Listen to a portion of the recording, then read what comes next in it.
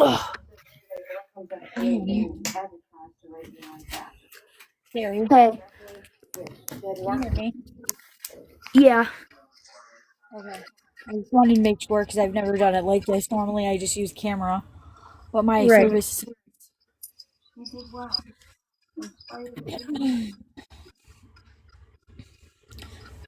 So I figured when we get enough viewers that you can come on and talk to if you want, Okay. or you can just listen.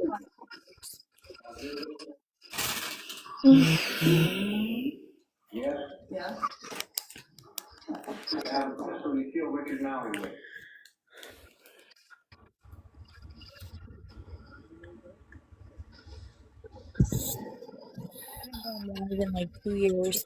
Weird. Oh, I found them.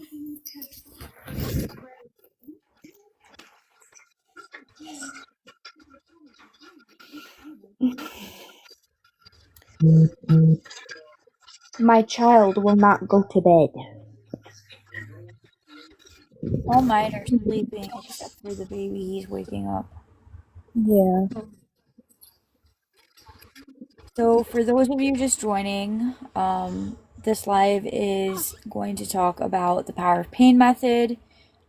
It's going to talk about accountability, rights as a parent and a human being, and how I am helping women to build a brand while building a business through structure, through healing, through education and writing skills and advocacy.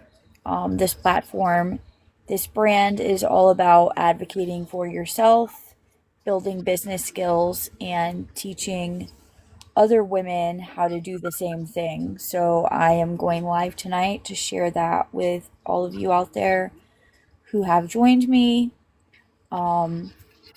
So if you're joining me now, let me know what state you're from. The purpose of that is because I am not only hiring nationwide, but I'm training nationwide. So I like to know where y'all are coming in from so I can get a feel for who's interested in learning about this initiative. Um, so that way I can get a feel for what states and what stories need more help. Because the whole purpose of this program is to help domestic violence victims, family court victims, and CPS victims, and any other victims out there of government funded agencies across the United States. So I've worked in several already. Right now, I'm training in Minnesota, New York, and Pennsylvania, soon to be Florida. I'm looking to venture out west, more so to California. Um, Anybody in any other state with a story to share, I'm looking for those of you that are joining us tonight. Here in New York, to get your stories. Every Saturday, I go live at 6 p.m. That's New York Eastern Standard Time. That's where I'm at with a live podcast that continues on with my story written in literary fiction that tells the story of others, also written through literary fiction. So I am looking for those of you who want to be able to tell your story in a positive way.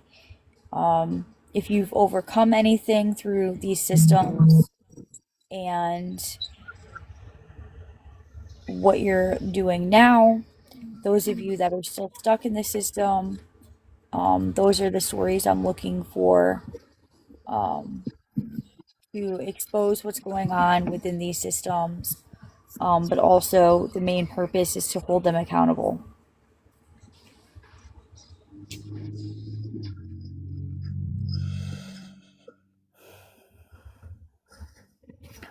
So the initiative that I am currently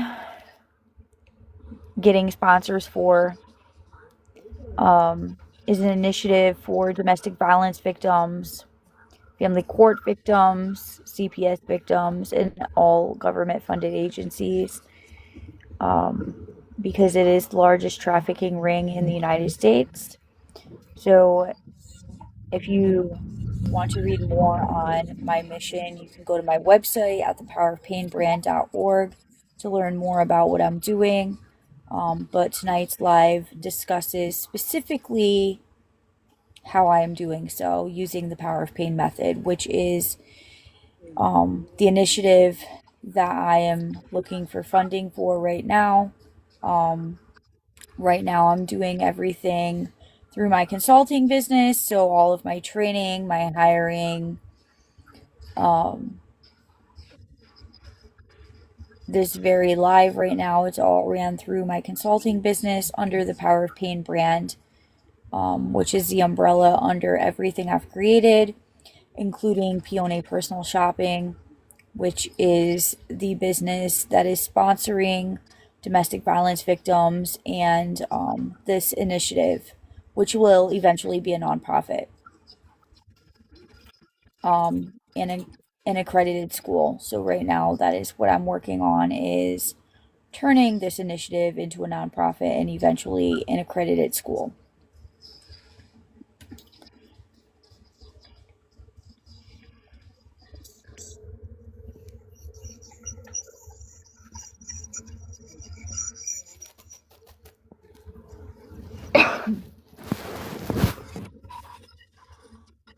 So accountability, what does it mean to be accountable or hold others accountable? If anyone has a topic they'd like to discuss related to accountability, let me know in the comment section. Sariana, if you want to say anything on that, let me know.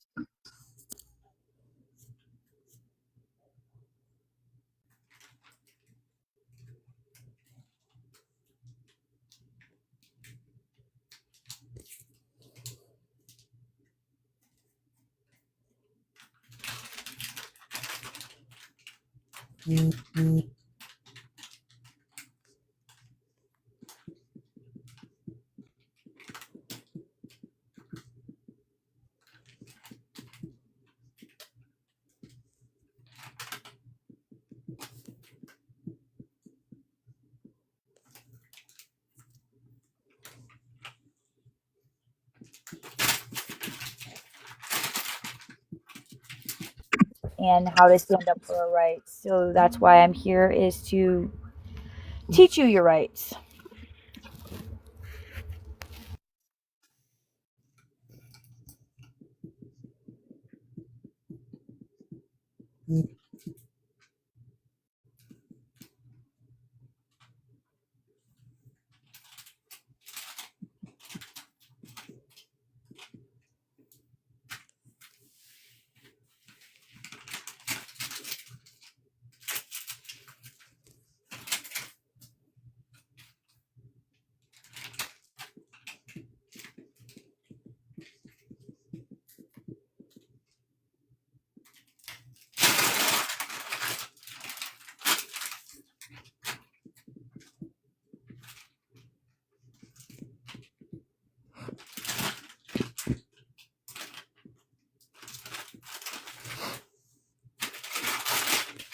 downstairs, and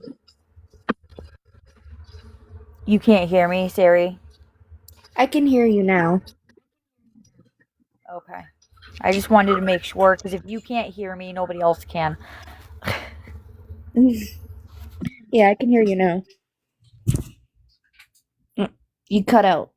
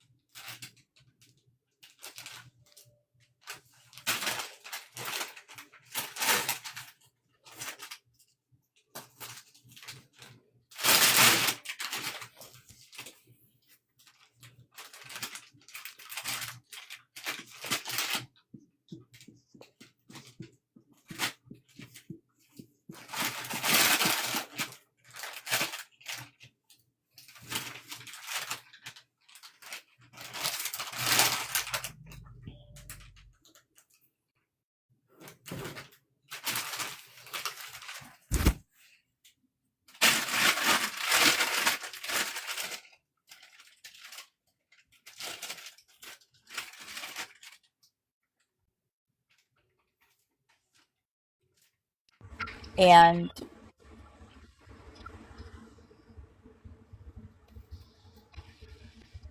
You keep cutting in and out. yes, I don't have very good service at my house. I was planning on doing this live an hour and a half ago. But that didn't work out, so I ended up starting it when I got here at home, and I don't have very good service. Yeah. Um, Uh-oh.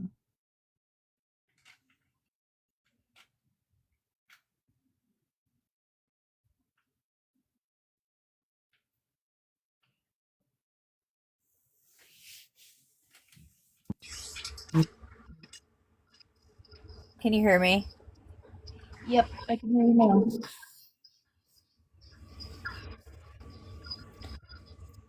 How is benefited? How has it been a benefit to you to know your rights so far? Benefited me really good because I was able to tell parent outreach program to get out because they were trying to tell me how to parent. And how did that end? Did that end in a positive way, or did it cause any retaliation? How did that happen? They left and they haven't contacted me. They haven't contacted you? Nope. That's good. So, a lot of these stories end in retaliation. Once you speak out, they retaliate, and parents come to me all the time with stories um, that are violating parents' rights. So, there's a lot of people that have gone through the family court system or CPS, and it follows them. So, once you say something, they typically retaliate by a number of different things. Luckily, you haven't gone through that part of it, but a lot of parents out there that have come to me have. So that's why I've created this program to include knowing your rights and whatever it is you're going through at the time, making sure that you're advocated for in the right ways. Like with your case, specifically, how has the power of pain method taught you to advocate for yourself that you didn't know before? Oh boy.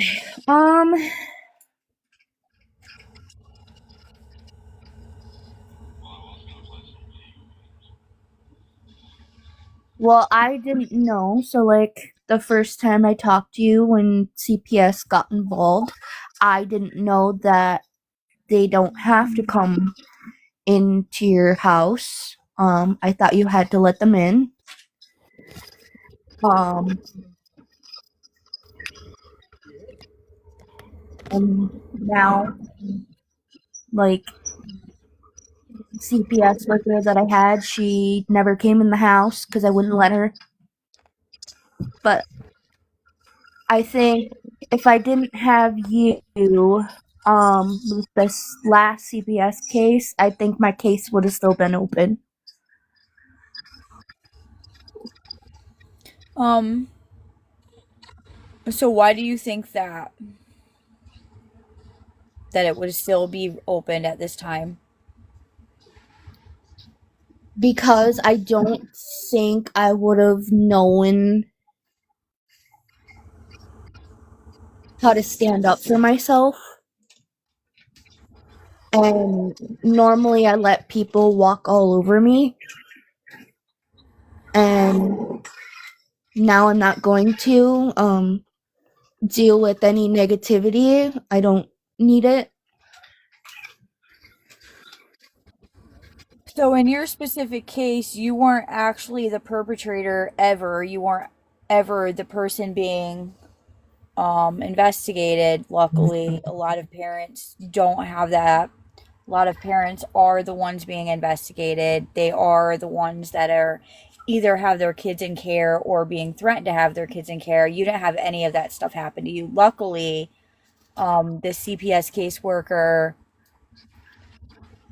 decided to do her job after I spoke to her. So, what my job entails as an advocate, I will go out of my way to make sure that the person that comes to me is not only being advocated for, but also knows their rights. And any people that work within the system know that they are being advocated for, and that if they violate their rights, they have the right to sue. So that's a lot of people nowadays. They think, oh, I can't sue CPS, I can't sue government funded systems. You can, but in today's world, the family court systems and the federal court systems are all corrupt. I have not heard of one state yet where an actual lawsuit has gone through for civil rights violations, New York included. Um, so if y'all have any stories of those happening out there, I have yet to find one federal case that actually has gone through. Pro se, that is. I'm not talking about a lawyer getting involved. I don't even tell people to get a lawyer. And that is because a lot of lawyers are funding these judges that are receiving Title IV money. The ones that are doing their job as lawyers and advocating for their clients are simply choosing to not support their clients' rights, and they're benefiting or profiting from decisions the court is making or whatever parties are involved, such as CPS cases, or now in divorce cases, perpetrators of narcissistic abuse are using the family court systems to regain control of their victim, whether that be from a man's standpoint or a woman's standpoint, because in today's world there is no the man has to say or the woman has to say. It is whoever has the most money and will continue to go back to court and fight. Um, so I've been following both sides of the spectrum from the man to the woman, and there are groups for men and there are groups for women. And um, people seem to think that it's man versus woman when really it's good versus evil. So my job.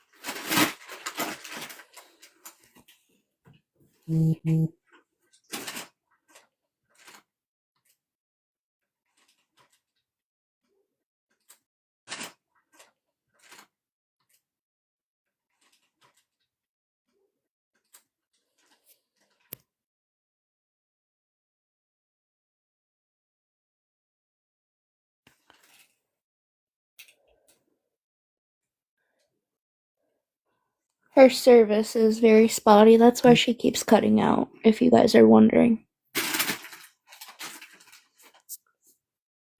Now, if you guys are wondering. And Yeah, I know you did. Yeah, I know you did. Dang it. I just said in here, I said her service is spotty. So Oh, I don't even see that comment. I see where you was telling no, me I said about out why. loud that Oh, your service is spotty and that's why you keep cutting out. okay. For some reason, I didn't hear that part.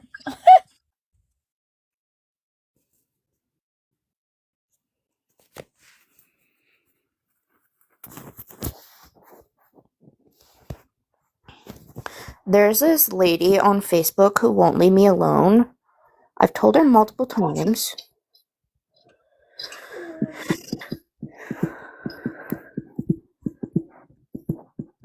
Is it somebody on your Facebook page? Is it some random stalker? So she randomly messaged me one day and was like, "Oh, I can watch your kid for you." Heck no. I don't know you.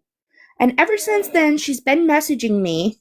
And now I put like baby food or whatever, like the purees. I put them on Hibbing Sell and Swap, and she's like, if that's from Wick, you can get in trouble." Sounds like a Karen, which is another topic of discussion. I had a phone call from my kid's doctor's office earlier, and this is why I decided to talk about accountability and parental rights because this is another topic of discussion. A lot of parents are being trafficked through the system, through hospital systems for Title IV money. If you or your child have Medicaid, you're automatically looked down at, and a lot of women are going to hospitals to have babies, and they're being illegally drug tested. Um, and now that marijuana is legal in the United States, they're using that as a means to traffic these children through the system. So I had a phone call from my doctor's office earlier saying your child missed their wellness appointment. And I said, my child's not getting shots. Have a nice day. She continued to argue with me for probably 20 minutes about how it's their policy that my child have a wellness visit.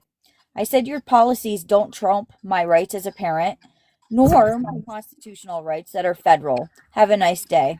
I said, I am a civil rights advocate and I work with 2 civil rights lawyers. I said, I do have the right to sue if you continue to violate my rights. And she just kept continuing on with, this is our policy. I don't care about your policy.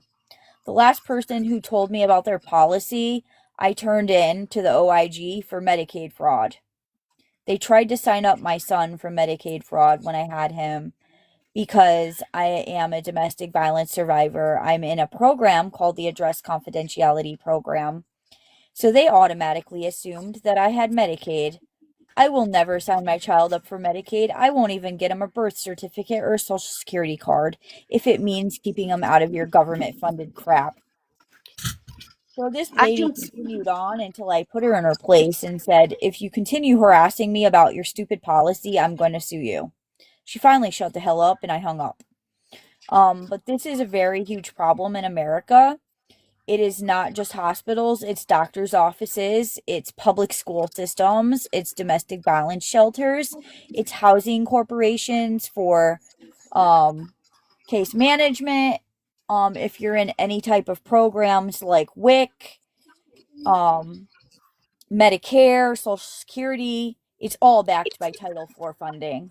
Um, so if you're in any type of government funded agency or program, you're bound to have some Karen try to treat you like crap and tell you that their policy is this. And when you learn your rights and you know your rights and you start standing up for yourself, that's when you receive a lot of retaliation. You just have to know how to communicate. So there's a lot to this program that I have created. It not only teaches you civil rights and advocacy skills, but it teaches you communication, effective communication, that is, um, writing skills. That's professional writing skills. If you want to go write a psychological thriller, go do that. But this program is to teach you real skills, business skills. A couple of things that I'm currently teaching is grant writing, um, bill proposals. I do have a federal bill that I have been trying to get proposal for the last year and a half. But the way this current government system works is, again, very corrupted. So I'm looking to sponsor parents out there and do marketing campaigns free of charge for any parent out there in every state who wants to run for legislature, run for Congress, run for the House of Reps, run for county commissioner. I don't care what you're running for as long as you're trying to create change in some community aspect. I will support you for free. Um, so right now I'm working with my students to teach them different business skills such as um, how to write a sponsorship package, how to write a cover page, how to write a bill proposal, how to write business pitches through email and telephone marketing, how to cold call, how to prospect. These are all different skills that I teach in this program under this initiative, which is the Power of Pain method, um, which will eventually be a nonprofit and accredited school. Um,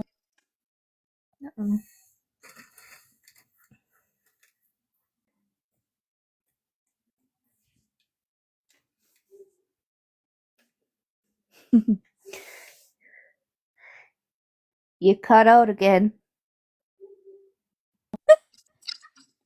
can you hear me now? Yes, I think it's because I switch off the page. probably. Um, because of the amount of topics that I'm talking about, I wrote everything down. So I'm kind of switching back and forth to make sure I cover everything. Okay. Which is another reason why my curriculum is written and it's also audio and video, because of the amount of topics I cover. Uh, I have to read from a script or I will forget. Yeah, I have to write everything down too, or I'll forget. So once you start advocating for yourself, you not only build confidence, but people around you stop trying to walk all over you. You start setting boundaries and you start sticking up for yourself in a way that they say, oh shit, I'm not going to mess with her anymore, because they finally figure out that you've had enough and they will either find a new bullying tactic, which is another form of narcissism. If you're dealing with any type of bully within the system, they use manipulative tactics, they use gaslighting tactics, they use all the forms of narcissistic abuse to try to break your civil rights. It's ridiculous. So when I had my last son and I was in the hospital, this hospital social worker came in and assumed, hey, this lady's on the ACP program, which is the address confidentiality program. I'm just going to do whatever the hell I want. No, lady, you're not. I'm not signing absolutely any of your forms because I did not even ask to be transferred to your hospital. I'm a Pennsylvania resident, not a New York resident. My son was born in Pennsylvania and they transferred us here because they didn't have a labor and delivery unit. But lo and behold, They delivered my son in a Pennsylvania hospital that had no labor and delivery. Um, so that's just a piece of my story, and a recent example. In Clary's case, she has been violated at least 10 times in the last month by one person. And I finally had enough. So I said, next time you have to deal with this person, I will get on a phone call with her. So that ended up happening. And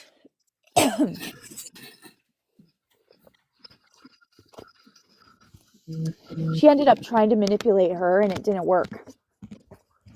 And then at the end of the day, she said, I have no concerns. Your case is closed. But I have a feeling that if I didn't step in, she would continue to keep a case open that had no business being open. There were no concerns of abuse or neglect. It was, this person is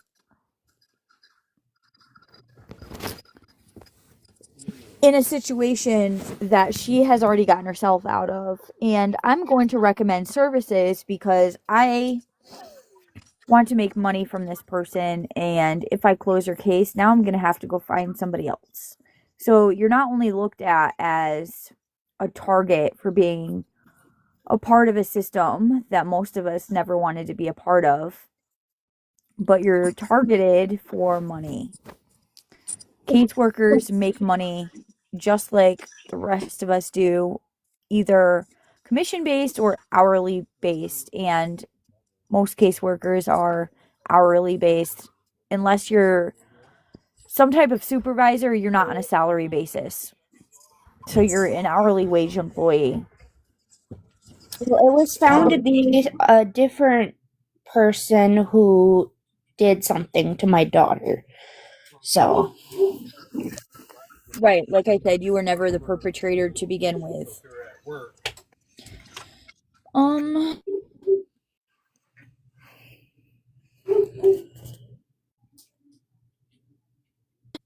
so once you start learning your rights and setting boundaries and being firm with these people, all the confusion that they try to portray on you, just like a narcissist does, these people that work in the system that do this, that create havoc and drama and confusion, I just assume you're a narcissist, because why else are you trying to violate my rights? Why else are you doing this and saying this? Obviously, none of this is true.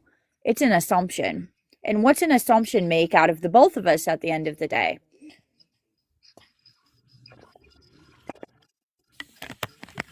So when you start setting boundaries, these people start to flock in, because now they're just trying to come up with another strategy to keep you in their system. So it's just like a game of chess or darts or pool. It's all a strategy. So if you are good at any of those games, you'll be able to figure out how to strategize and not only overcome narcissistic personalities that work within these systems, but if you're dealing with one in a relationship basis, or even children's grandmothers, because that is a lot of where these narcissistic relationships stem from, is mothers. So I'm trying to educate mothers and women out there that if you heal yourself and work on yourself, your kids won't grow up to be narcissists. If you are showing them the affection that they need and the nurture that they need, they have no need to grow up not knowing what love is, which is my second book in my series, The Road Back to You, or I'm sorry, wow. In The Power of Pain, The Road Back to You is actually my memoir series, and it's a derivative of narcissistic abuse tied with codependency, and how I discovered how these systems are very, very similar to narcissistic abuse, if not actual abusers working within them that are violating our rights. Some people are just not educated and they believe we have no rights. I've seen that in real life, and I've seen that within clients I've helped and students I've trained. They just upright believe that civil rights are a fantasy. And then I have to educate them that no, you're living in a fantasy because your policies don't trump my constitutional rights, either as a parent or a human being.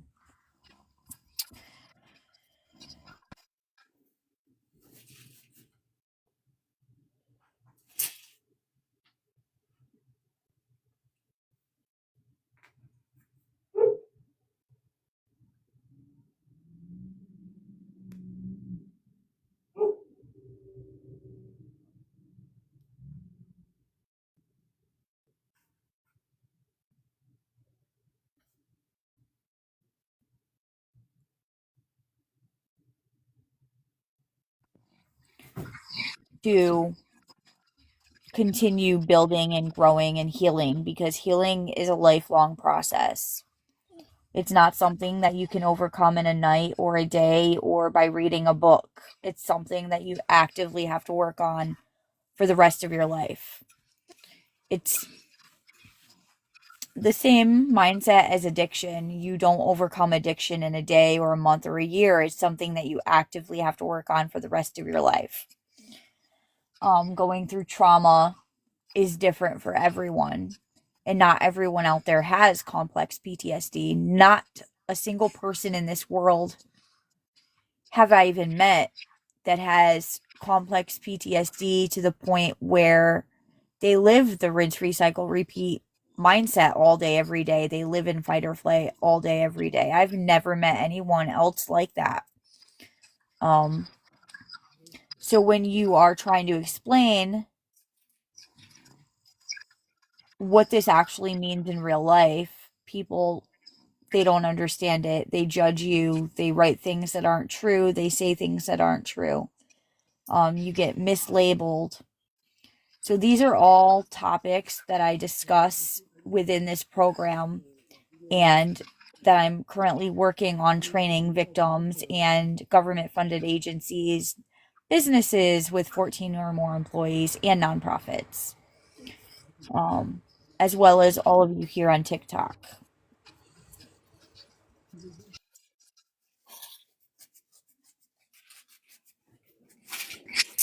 So, step one healing is where you will start to understand yourself, understand your mission, and your own story, and how it can help you heal. And that's step one. Step two is the creation stage, and that's where you'll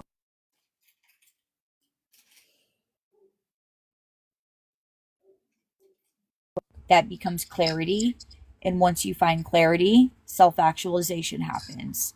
If you don't understand what I'm talking about, go to Google and type in Maslow's hierarchy of needs, and that'll teach you everything you need to know about self actualization.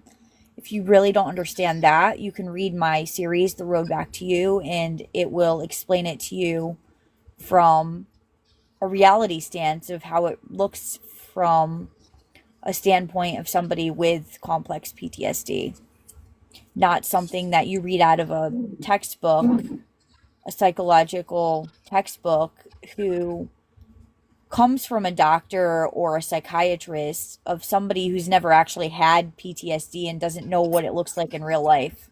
I once had a therapist who was trying to understand complex PTSD. Meanwhile, he was sitting there trying to tell me what complex PTSD is. Sorry, but you can't tell me what complex PTSD is when I have complex PTSD and I'm explaining how it actually is to you. So I don't believe in therapists anymore. I don't believe in any of that anymore.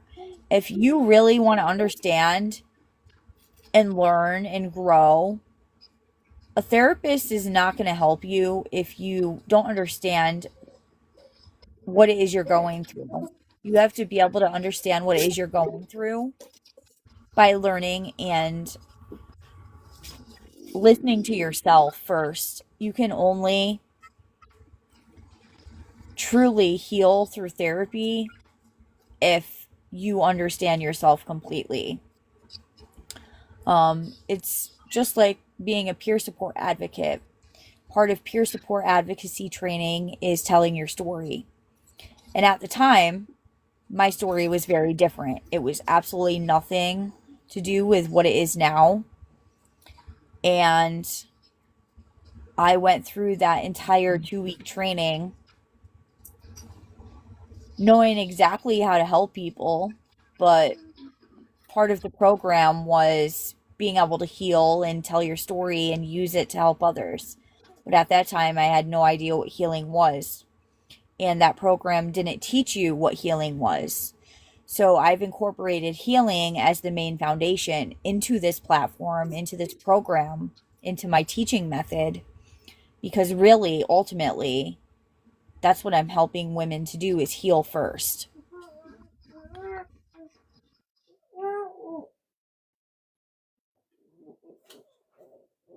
I once had a student who said, I don't need this part of your training. I'm healed.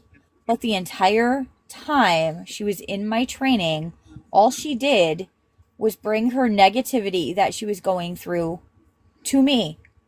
Her drama, her bad relationships, her baby daddies, CPS, the court system, like she brought it all to me and expected to just drop it on my lap and not deal with it. And I said, no, that's not how this program works.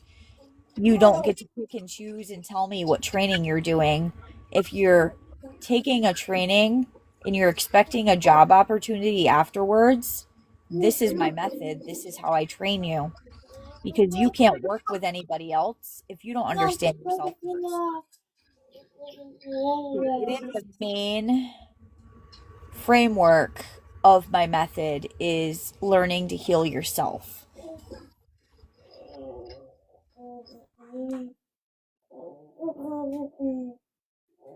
And then once you get through the creation stage, step 3 is the build stage. And that means that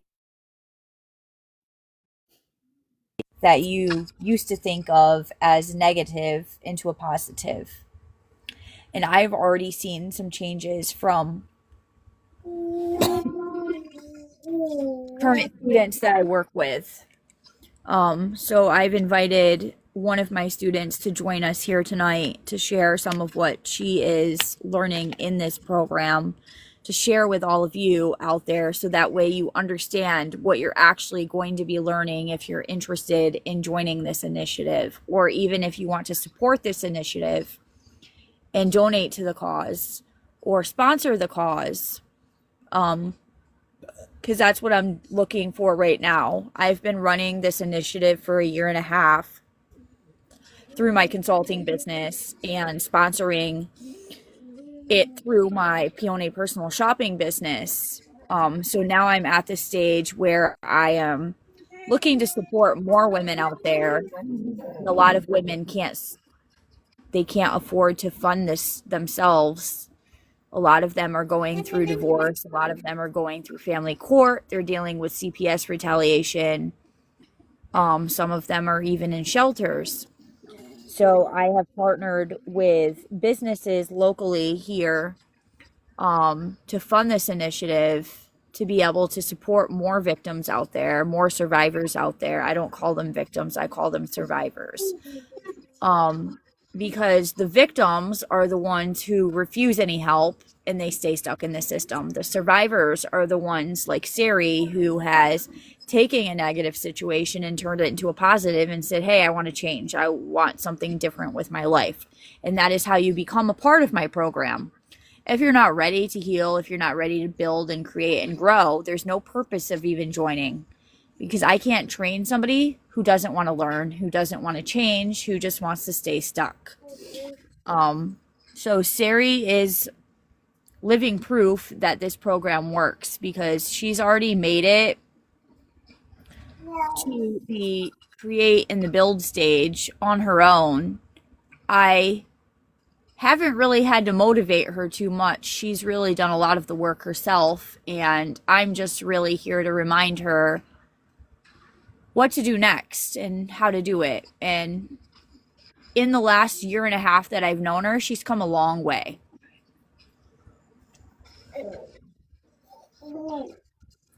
Do you have anything to add to that? No. I do like some of these people's names. How do you come up with some of these names and say, hey, I'm just going to join TikTok and call myself this? If y'all have any comments on that, let me know in the comment section.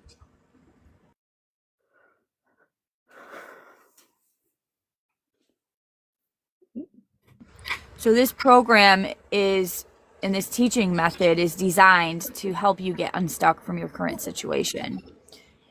I give you a lot of job opportunities along the way throughout training, a lot of ways to make money. And these are all the same systems that I used while I was building my business and my own brand to make money and not stay stuck in the system, because ultimately that is my goal, is to get you out of the system.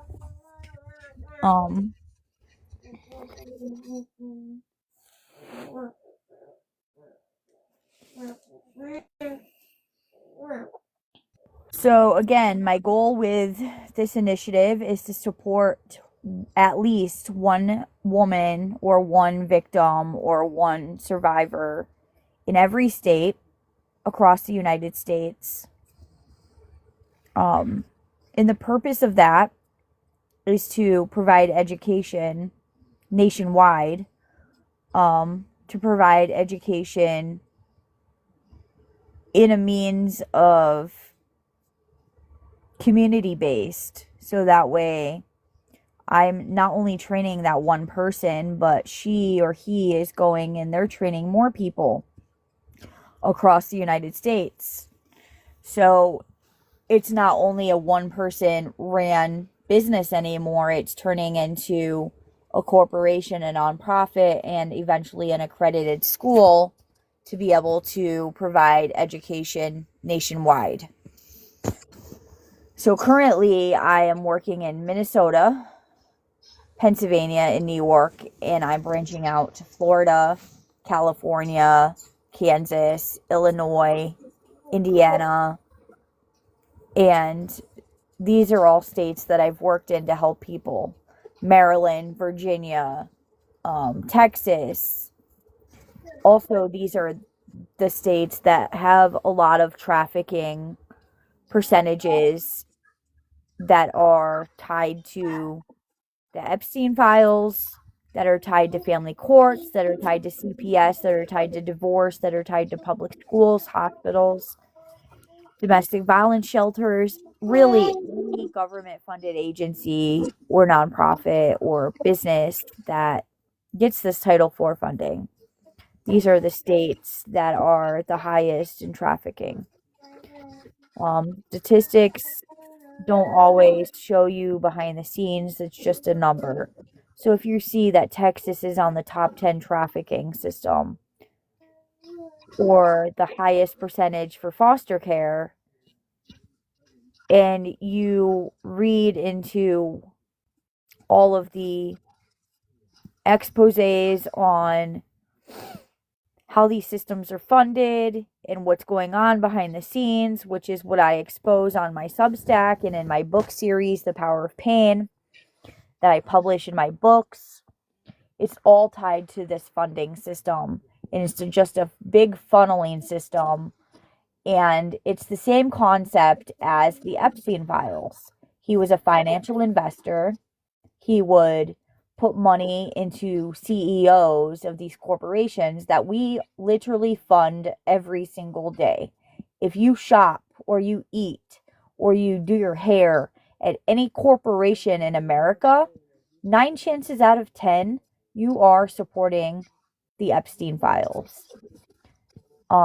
People don't believe me when I say this, but if you read into those files long enough, you'll start to figure out what I'm talking about.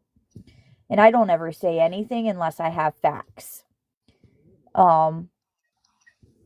Just like I exposed a local nonprofit where I live. People started coming to me saying, hey, I supported a nonprofit here locally, or I partnered with them or I sponsored them. Who are they? I said, well, I'm not going to give you details until I have all the facts. So if you want to follow my investigation, you can join me on my podcast or my Substack or read my books. But for as of right now, the only thing that I can expose is what I know. I'm not going to expose who they are just yet. So that's another way you have to look at when you're telling your story on social media is, do you have all the facts or are you just assuming what's going on? Do you have transcripts that say this? Do you have clear evidence of what you're actually stating? And this is where a lot of people get into trouble. And this is where slander and libel come in. And Sari knows exactly what I'm talking about because we just dealt with this the other day. That still cracks me up every time I hear it. I'm going to sue you for slander and libel. No, you're not, because everything that I state is a fact. I have something to back it up. Do you have I got any? threatened with it too, so Exactly. It's just clearly funny that you continue to stalk me on TikTok, which happened earlier today, oh making god. fake accounts or using women that you're clearly trafficking or using for money to stalk me to try to figure out my business structure because that's literally what he's doing right now. I invited him to my live earlier because I just get tired of repeating myself. So if you really want to watch me that much on TikTok, come to my live. Hmm. Um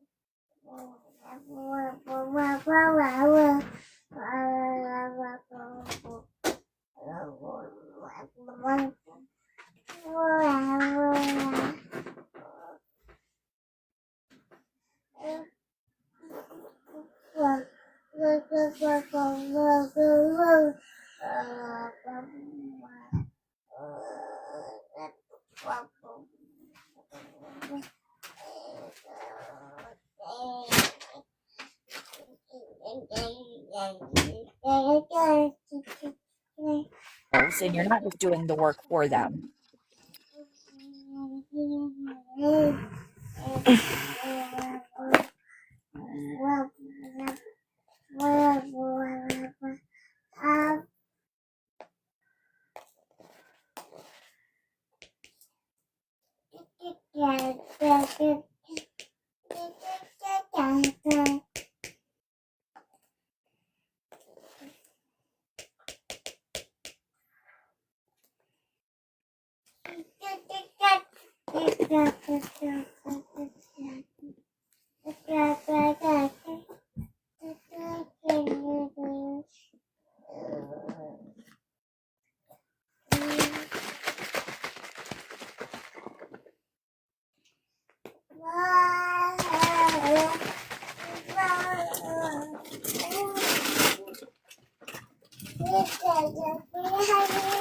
That way, I also take podcast stories every week. I air on Saturdays, so you can tell your story on our podcast or through our series. And all you have to do is fill out the contact us form.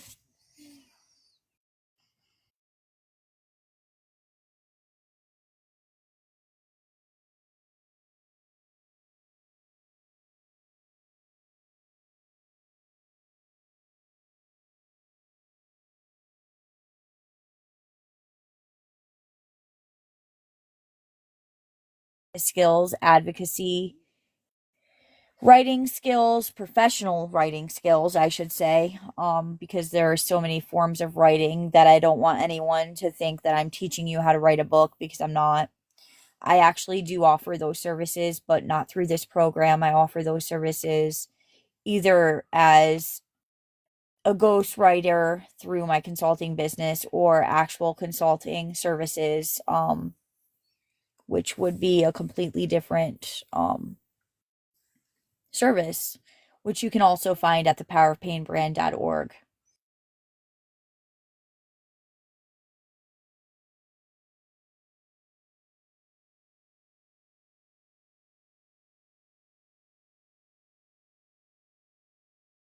Author of the Road Back to You series and the Power of Pain series, and soon to be the Power of Pain Method textbook, which is this course in a textbook form. The goal with that is to have one solid place for those of you who like to read, to use the textbook along with the program. And also, eventually, when this initiative turns into a nonprofit, I will be working on getting accredited to be able to provide this exact same program as a certification course, which backs my federal bill, the Bound by You No More Act. And that is a huge part of this program, is getting that federal bill passed, because that'll open up doors to getting funding to be able to go out and educate government funded agencies and nonprofits. I can educate a business all day long, but who I really want to educate is these government funded agencies and nonprofits, because they are the ones that are utilizing this Title IV money. Now, banks, they operate the same way. They still get government funded money, but they get government funded money to support initiatives for businesses and entrepreneurs and sole proprietors, and even doing business as sole proprietorships.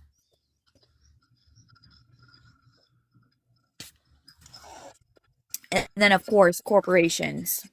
But the purpose of a sponsorship through a bank is to support the community. So I just happened to be researching the bank that offered me a sponsorship for this initiative, which is why we're talking about it today, because the goal is to fund 50 women across the United States. That's literally one in every state. And to get them to sponsor every single woman across the United States. Wouldn't that be great? Which amounts to $45,000. So doing research, I found out that this bank gives out $149,000 across 90 charities and nonprofits and businesses. So I started doing research and found out that one of the nonprofits they just so happen to serve is Salvation Army. So I did some more digging and I found out the Salvation Army asked for $5,000 last week to support their initiative for domestic violence victims for housing. You received Title IV money through VAWA for domestic violence victims for housing. So why are you going to a bank and asking them for $5,000? And also in that sponsorship package, what did you offer to them? They're offering businesses sponsorships for education initiatives like mine. I'm offering them marketing services, podcasts, media, and production through TriView Entertainment, and media through my book series and my podcast, as well as social media marketing and website sponsorship. So what exactly did this Salvation Army give to them for them to say, hey, here's $5,000? So that is what I do. I dig into things. I find out the why and the how and the where. And then I bring it back to the community and say, hey, look what's going on here. And this is she doesn't want to go to sleep tonight, apparently. No. I also keep forgetting it's 10 o'clock there and 11 here.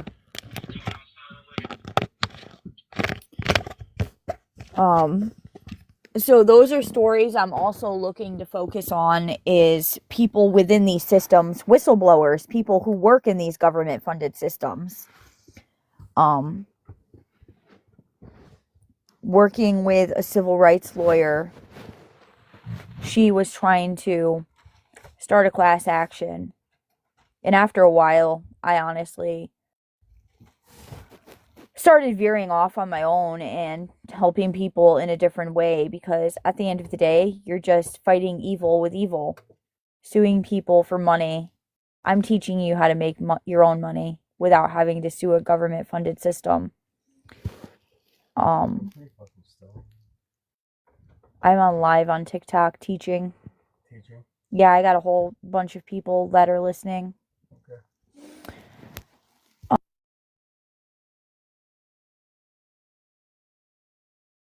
What's going on in these government funded systems and shut down this Title IV money that's not necessary. So if you're utilizing this money for your nonprofit, for your business, in a way that's actually helping the community, like I'm trying to do, like I'm currently doing, I mean, I don't need this money to help people. I'm doing it right now for free. I'm sponsoring these domestic violence victims, these family court victims for free by using my own business. So the purpose of the sponsorship is to help reach more people out there and be able to help them too.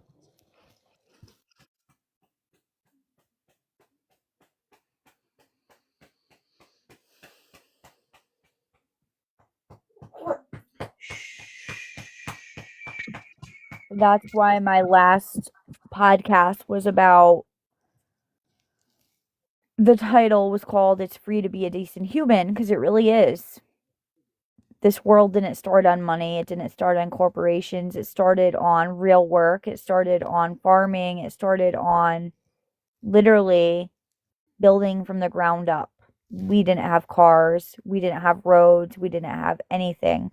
Literally dirt is what this entire nation started as. And people seem to forget where they came from and how this entire world started. Everyone is so in tune with social media or their phones or some type of AI system, which I can't stand.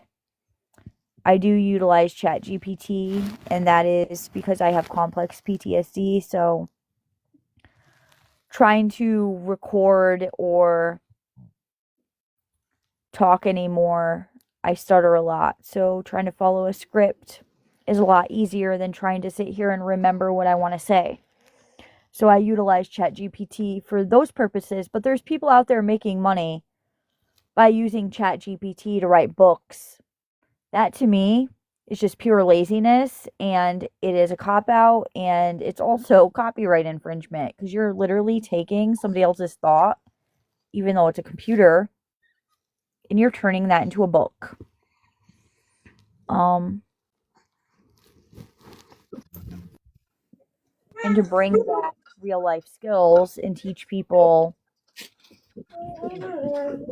they should be building their businesses and getting funding for their nonprofits instead of doing things that are evil, like trafficking children through the system for money is pure evil. There is absolutely no other term other than you're just evil. If money is that important to you that you have to steal someone's baby, you're just an evil person.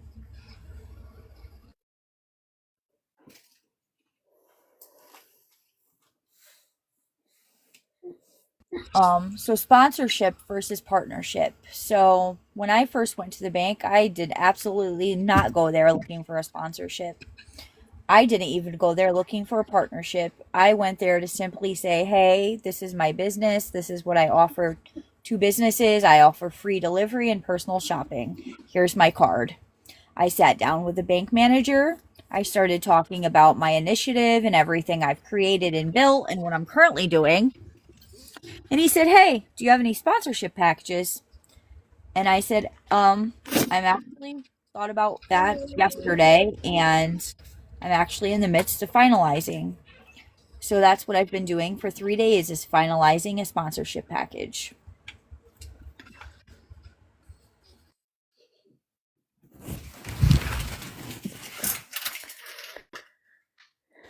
So what is the difference between a sponsorship and a partnership? So a sponsorship means that a business or a nonprofit or a government funded agency gives you money to do something for them. And most of the time, it's promotion, it's marketing. So that's exactly what I gave this bank. You fund me this certain amount of money, which I've created 3 different tiers for. You pick whatever tier it is that you think will benefit your business, your nonprofit, your government funded agency, and whatever the amount is that I put next to it, that's what they typically give you. So that's how a sponsorship works. It's pretty much trade and barter, but for money. And then a partnership kind of works the same way, but not really in the same aspect. And a partnership is not really about money, it's about helping each other grow your business. So a sponsorship is more about promoting each other for money. A partnership is more about promoting each other equally. Money could be involved, but necessarily not always. So an example would be asking a local landscaping business to put up a yard sign or put a window decal on the back of their truck. And in turn, you'll put their logo on your website. So that gives them local promotion on your website. Or you'll mention them on your podcast or your social media. There's no money involved there. You're just really trading and bartering for the same shared service and promoting each other. Or, hey, I'll give you a t shirt if you wear this t shirt and promote my business. It's kind of what tools do, Snap on Mac and Matco, which I have been supporting for 3 years. They give you free promotional things all the time. And you're supporting their business by wearing those logos, and it just helps get their name out there. Um, so it's the same concept with Pione Personal Shopping. If you stay within my company for at least 3 months, you get a welcome package. It includes marketing materials, business cards, a t-shirt, a hat, maybe even a hoodie. I haven't really put together my welcome package and finalized it yet, but I have a general concept of what I plan to do. So these are just little things that you do for people that makes you look good and it helps somebody out. It makes your business grow. So that's what a partnership looks like.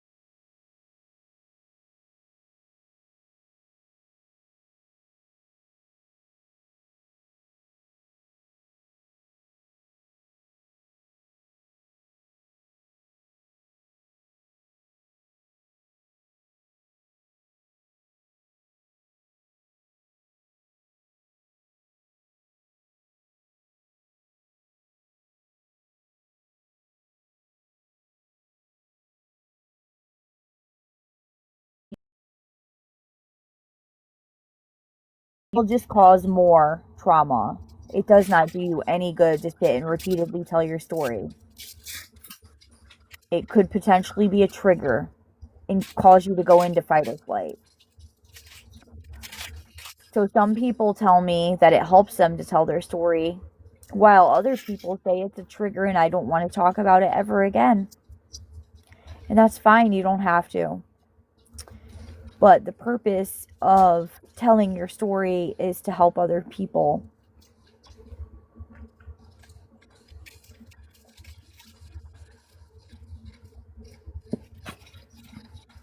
So even if it's not benefiting you, it may be benefiting somebody else.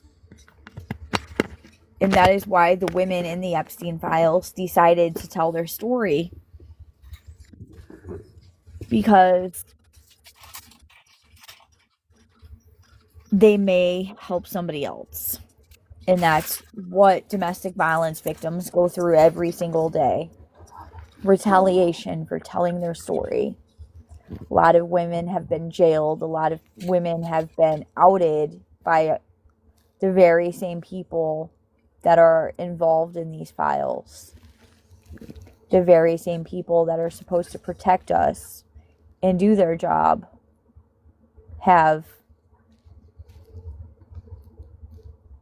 retaliated for speaking out.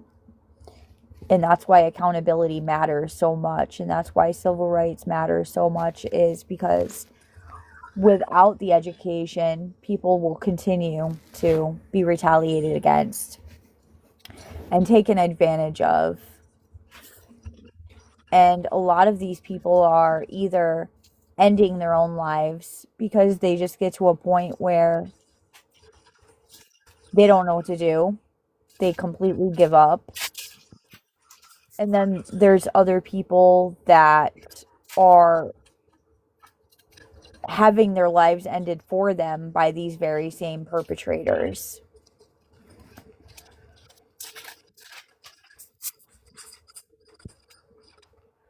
So there comes a time when somebody has to say enough, and we have to start holding them accountable. And holding them accountable doesn't mean suing them, because that is never going to get you anywhere. It's just going to cause more evil. And in the system we live in, it's not going to do you any good to file another piece of paper anyways.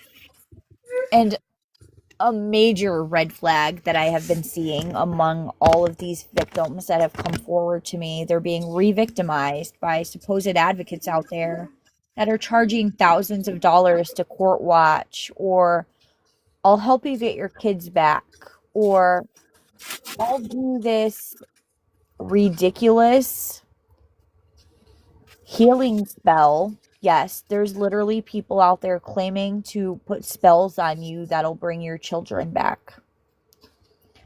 There's people out there pretending to be people for money. There's people out there re-victimizing each other because they are so damaged that they have turned into narcissists themselves. All of these things are just creating more evil in the world, and not any of it is helpful or beneficial for the people actually trying. So if you're listening to this, please stop all of this nonsense. Please stop telling people you're going to get their kids back, because it's not really helpful or beneficial or real. Even the civil rights lawyers that I have consulted with can't get your kids back. All a lawyer does, all they are supposed to do, their job is to do, is to advocate for you, file paperwork, and talk on your behalf. Anything else is up to a judge. And the judges are the ones that are being funded by Title IV to continue to keep your kids in the system.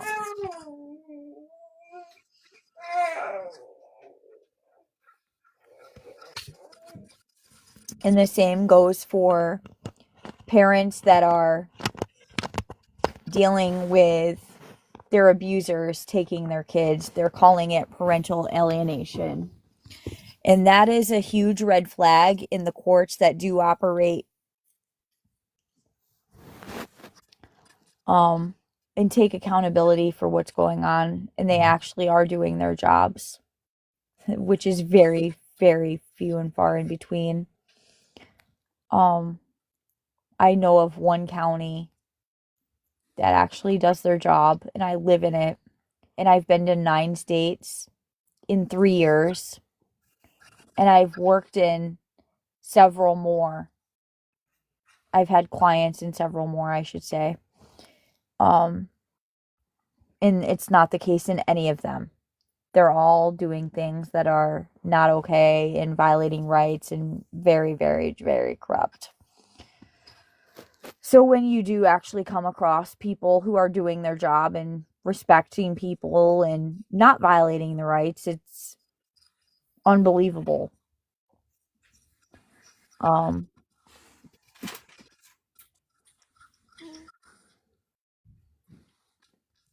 what is wrong and sad, Anna?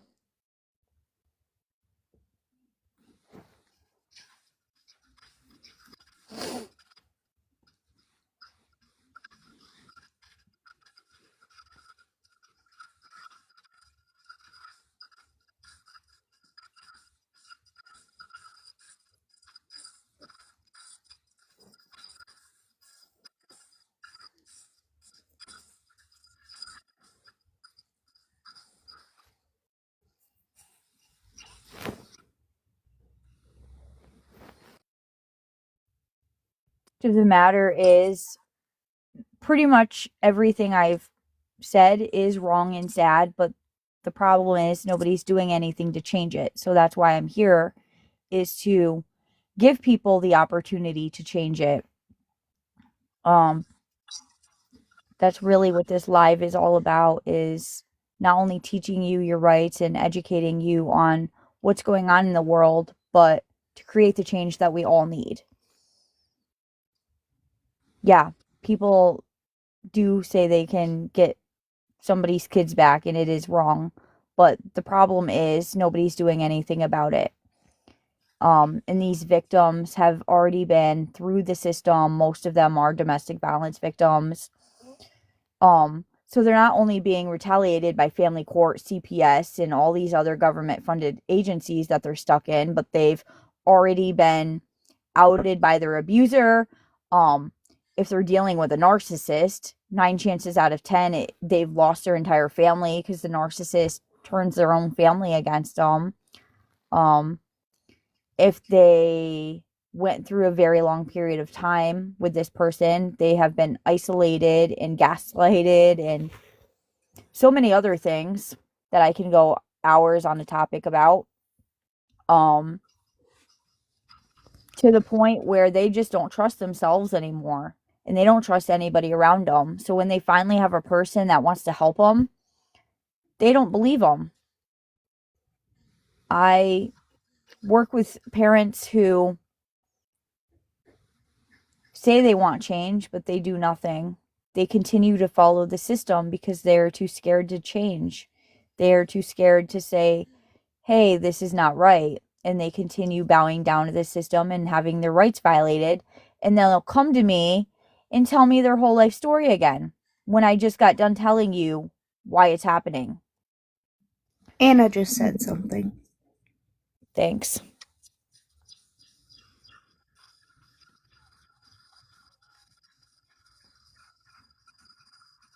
I'm not sure what TFI is. What is TFI?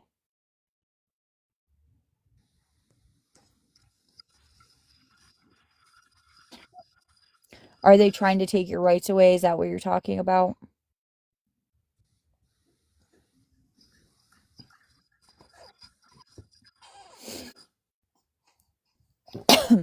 Foster care. Okay. Every state has a different acronym. Like New York is CPS, but Pennsylvania is CYS. So literally 2 states that are right next to each other, literally 20 minutes away, have 2 different acronyms. Um, and being a special needs teacher, I used to work in schools in Pennsylvania, and then I moved to New York and worked for agencies up there, and they were 2 separate acronyms for an IEP or an ISP. Um, And if you work with kids, you'll know what those two acronyms are. But my point is, every state has a different acronym when it really just means all the same thing. She said my daughter's rights her son. I'm guessing your daughter had her rights, or is your daughter is being threatened to have her rights taken away from her son. That's happening all over the United States. People literally will message me every day, whether it be here, Facebook, or my email, telling me the same stories. But again, pretty much everybody has the same ending to their story, the same type of story. But the consistent thing is it's all tied to Title IV, which is what I'm trying to diminish and get rid of. Because it's really the only way we're going to hold these people accountable is if they have no more funding. If you give these people no more money, they have no other way to continue doing what they're doing. People have created bills to try to get rid of these systems. That's never going to happen.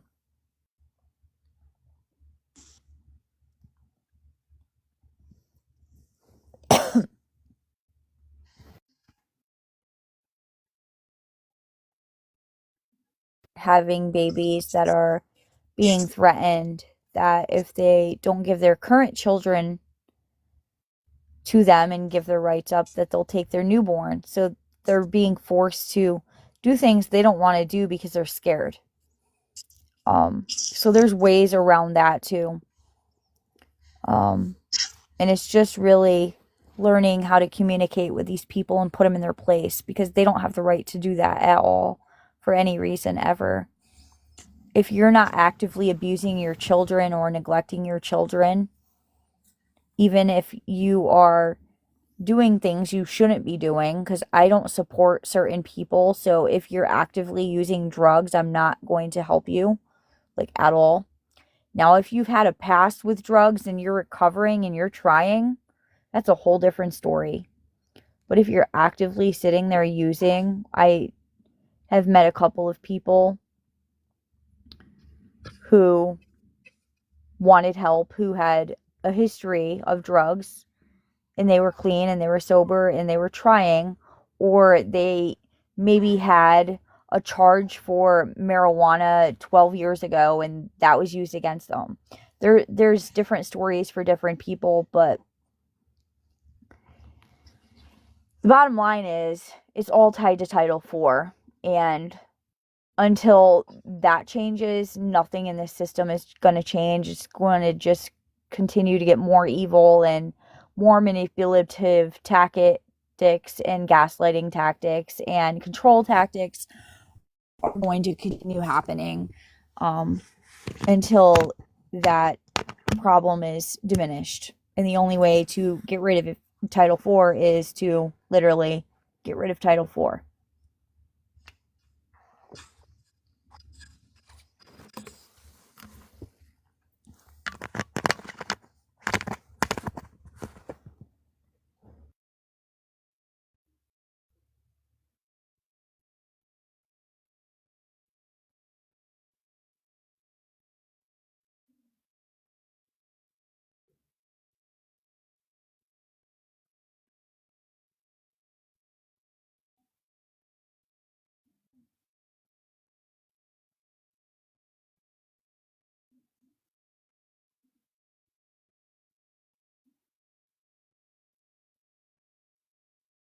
Under the same brand. I have a psychological series, which is written in literary fiction through the eyes of Claudia Viendo.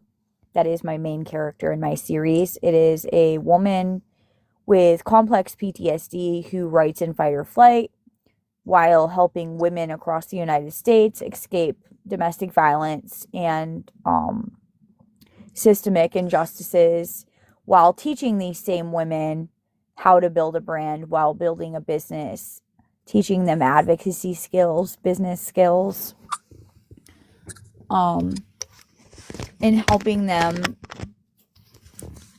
become educated in things that they should have already been taught.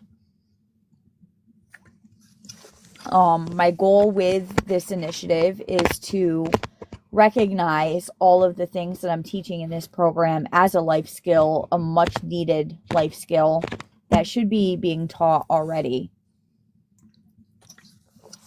So this initiative is being backed as a community initiative because it is very much needed.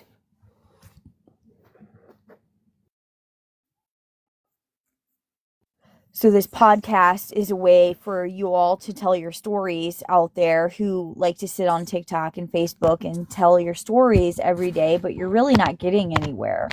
So this podcast is meant to not only tell your story, but it's a way for you to heal and build and grow, and learn different things, different techniques, different business skills, sales and marketing techniques, advocacy and civil rights, professional writing skills. So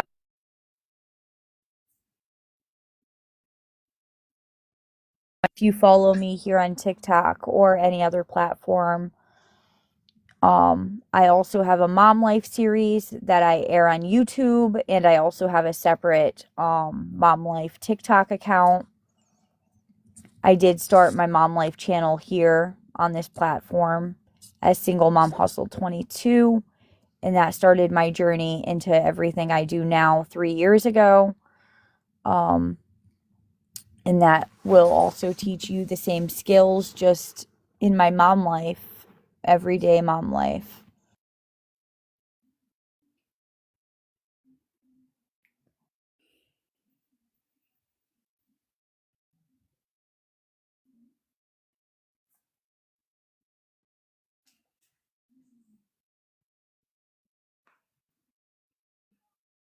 So I'd like to end this live by saying if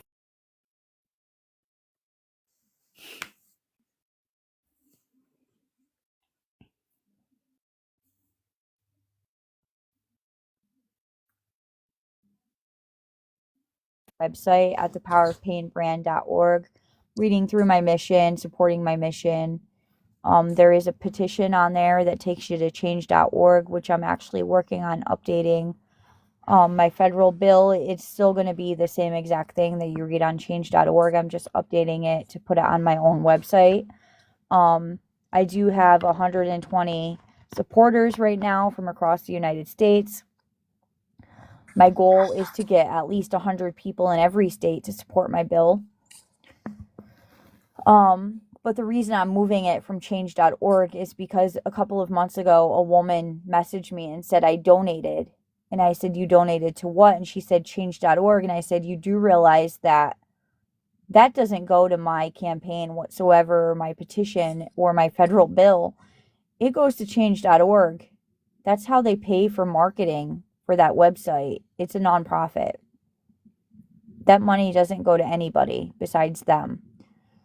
So I don't know if that pissed her off or not, but I didn't hear from her again after that. But I just want to make that well aware that if anybody does donate on that website to any cause out there, it goes to them. It doesn't go to the cause whatsoever.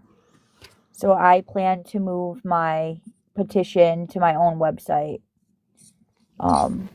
So you can still support it. I'll still have all the names and all of the states because I'm keeping track of who supports me in what states. I do shout outs on here, on TikTok, on my podcast, and my published books. If you read my published books, you'll see all of the women and even men that I've supported in my books.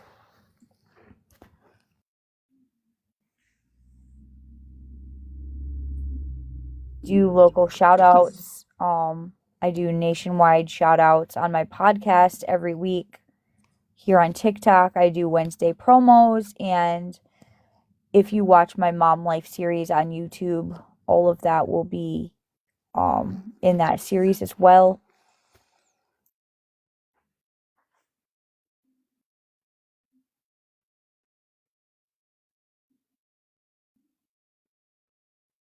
systemic victim or survivor, and you have a story to tell, go to my website, thepowerofpainbrand.org, click on the contact us form, and that's how you can get in touch with me.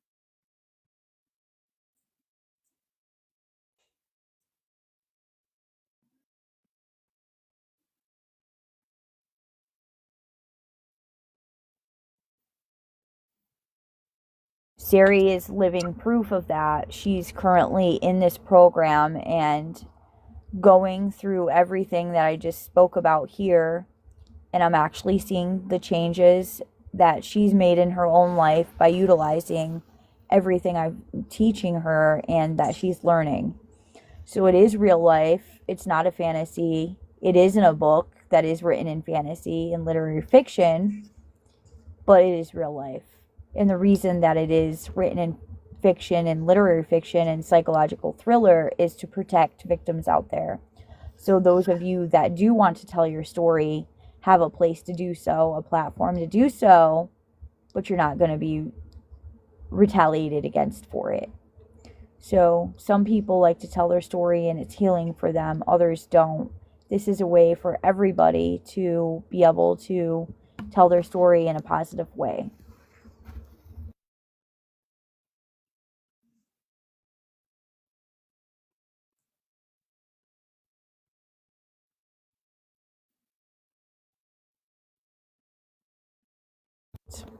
So that is my goal with this entire mission, this entire brand, and this entire initiative, is to create an impact on the world for all of mankind, for generations to come, even after my children are born and gone, and your children are born and gone. It continues with the legacy of creating change in a positive manner.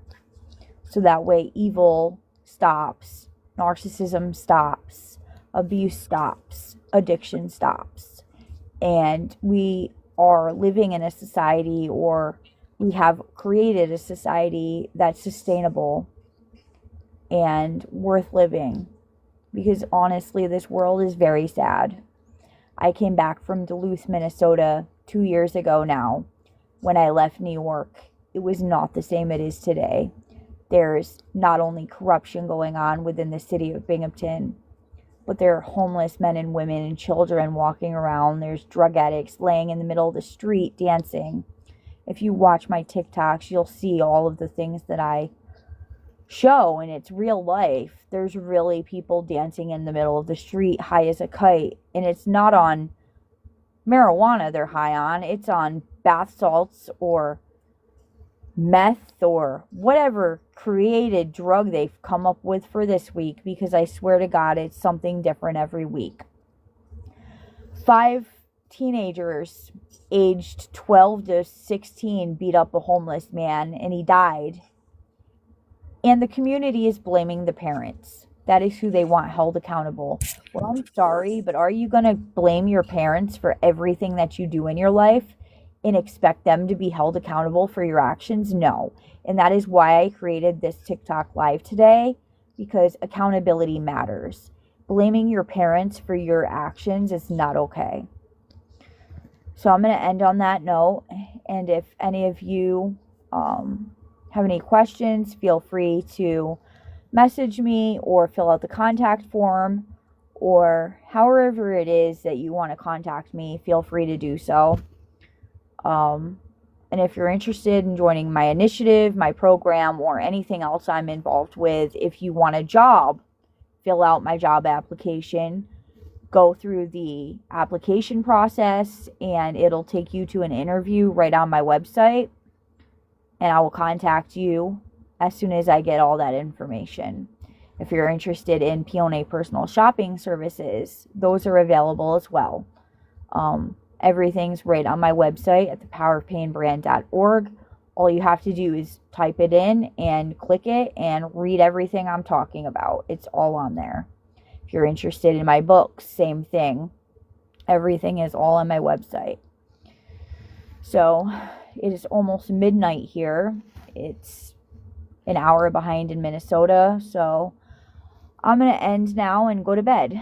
So I'll talk to you later, Sari, and thank you all for joining me. Good night. Good night.